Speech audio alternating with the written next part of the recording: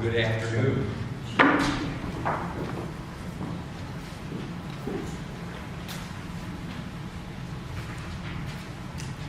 Okay, can you hear me? Yes. Great.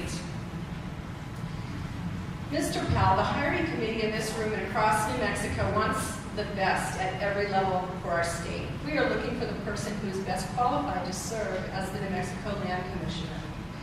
We have 6 questions for you that will require short, succinct answers.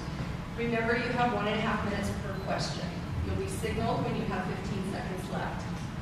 The first question: what do you consider to be your greatest personal or professional accomplishment? You know, I think my greatest personal accomplishment is probably working to find good employees for the state land office.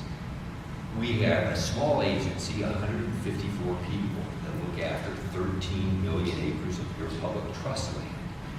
And over the last 3 years, we've generated $2.3 billion. And as mentioned, that amounts to about $900 per tax filer.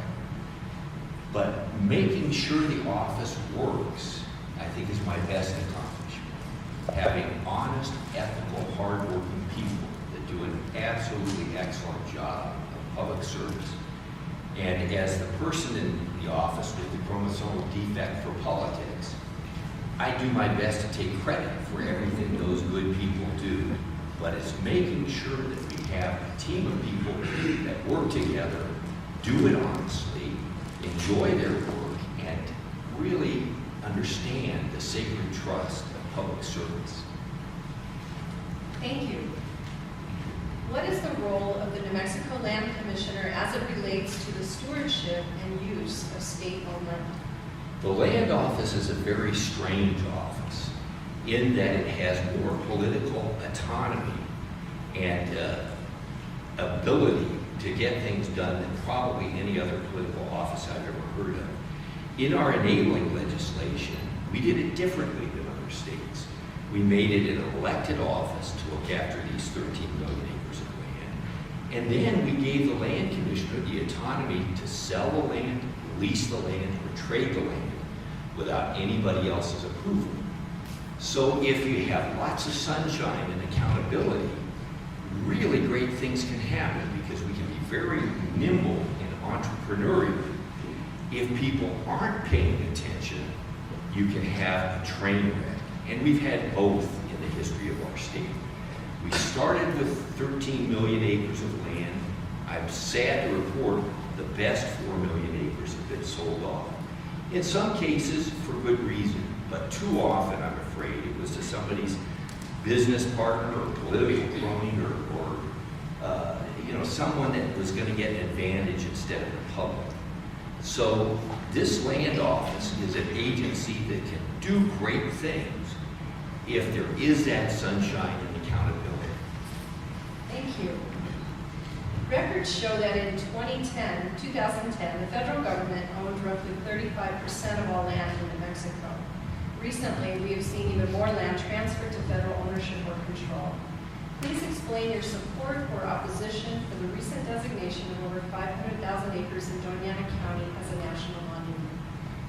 Well, I'd rather have some people dislike me than distrust me, because I think in New Mexico we have 2 degrees of separation.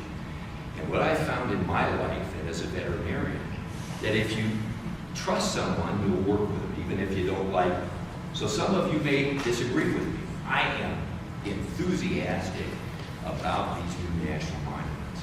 I think they're great for New Mexico on multiple levels. I think economically, they'll be an engine in their areas of the state. Now, why it's important to the trust, we in the northern new national monument up by Taos, we have 48,000 acres in that national monument. In the one in the south, 73,000 acres. We're working with the Bureau of Land Management to trade out of those monuments to protect the integrity of the monument, but to get lands that are appropriate for commercial development, to create good jobs, to earn more revenue for our school kids, to be economic engines in those areas. So I think it's a real win-win. We protect these very special places, but we get lands in return that by teaming with the local community, we earn more money. The healthier the local community, the more valuable the adjoining state trust land. Thank you. What is your position on maintenance and use of money from the state land grant program? You know, the land grant permanent fund, all the seed corn for that comes from these working lands. And I'm happy to report that this last year was a record revenue generation. $817 million generated from these lands, 140 million more than we ever earned before. And 97.5% of that revenue comes from oil and gas. But I'm happy to report every division within our land office, the revenues are up. So this is an economic engine that supplies that money that we invest in other fiscal tools in the permanent fund. Each piece of land is designated for a specific beneficiary. So whatever's earned on that land or from the permanent fund goes to that beneficiary. That's really our promise to future generations, that they'll have the same opportunities when these non-renewable resources are gone. We have very legitimate needs in New Mexico, and the best investment I think we can make is in education. And so I propose things to grow the permanent fund. One proposal was to get BLM disposal lands that were going to be sold off, keep them in public hands, and earn more money for our school kids. We've got to lay everything out on the table and have real sunshine and accountability on whatever we do. Thank you. Do you support or oppose efforts to add animals, birds, and other critters like the lesser prairie chicken and the dune sagebrush lizard to the endangered species list, and why? You know, I'm a veterinarian, and I'm a botanist too. And what I found, I worked for Dr. Jane Goodall around the globe, and what I found, this argument that it's either the economy or the health of the natural world just pits New Mexicans against New Mexicans, creates a circular firing squad, and it's a bogus argument. When I looked at the area where we have the sand dune lizard and the prairie chicken, I asked the BLM, U.S. Fish and Wildlife, Game and Fish to join me in being smart enough to figure out how we use that land and protect the species at the same time.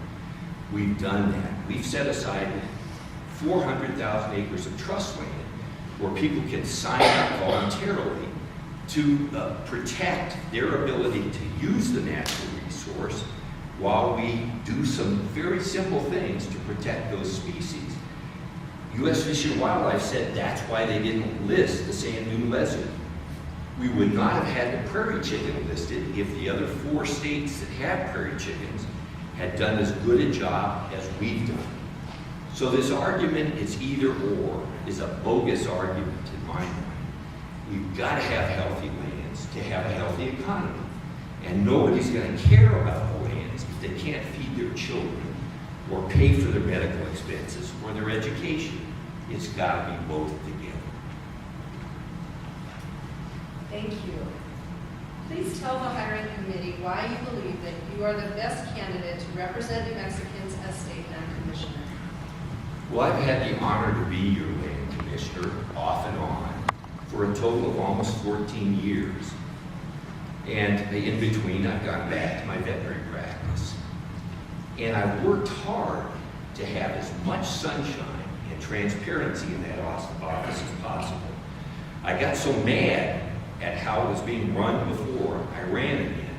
We've got the wheels back on the bus, and I made the promise that even though I could sell it, trade it, or lease it without anybody else's approval, I would go to the local communities and I would go to our beneficiaries. We've got 22 beneficiaries, and let them know when we have a proposal so that there isn't anything happening in the dead of night. This has been record revenue since I've been back at the land office, and 3 of our business parks, in Sandia Science and Tech Park, Innovation Park in Albuquerque, and our business park in Hobbs, have generated 5,000 new jobs, paying twice the salary of the local community. And we've done it while taking care of the health of the land, not pitting one New Mexican against another. I'm extremely optimistic about New Mexico if we work together. I think we've all had enough of the fear tactics and pitting one person, New Mexican, against another. I'm sick of it. I think a lot of New Mexico is. I'd appreciate your vote. Thank you very much.